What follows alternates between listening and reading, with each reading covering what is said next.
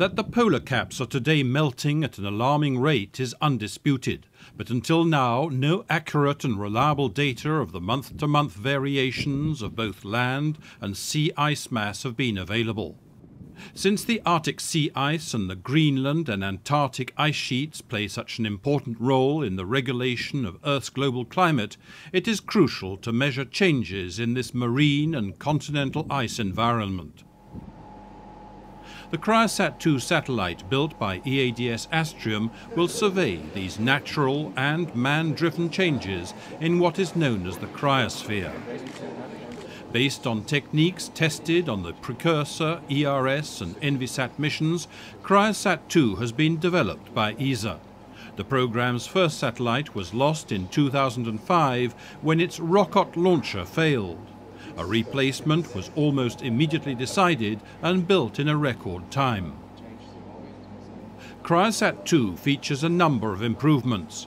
The most significant is the complete duplication of its advanced technology altimeter, CIRAL, SAR Interferometric Radar Altimeter. If knocked out by a chance failure, there is a spare, just like all the other equipment on the satellite. This all-weather microwave radar developed by Thales Alenia Space will work in three ways. Over the oceans and central ice sheet plateau, it will operate as a traditional altimeter.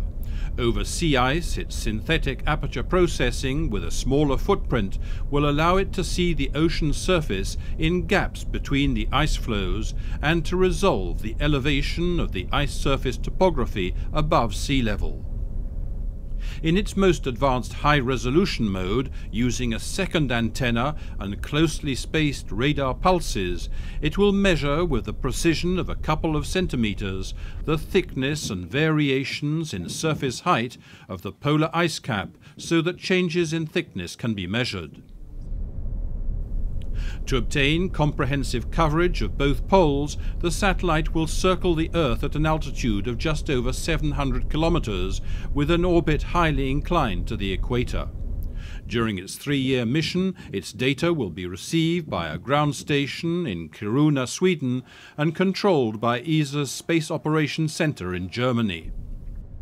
CryoSat-2 will be the third of ESA's Earth Explorer missions to be placed in orbit after Gochi and SMOS, all contributing to a better understanding and protection of our planet.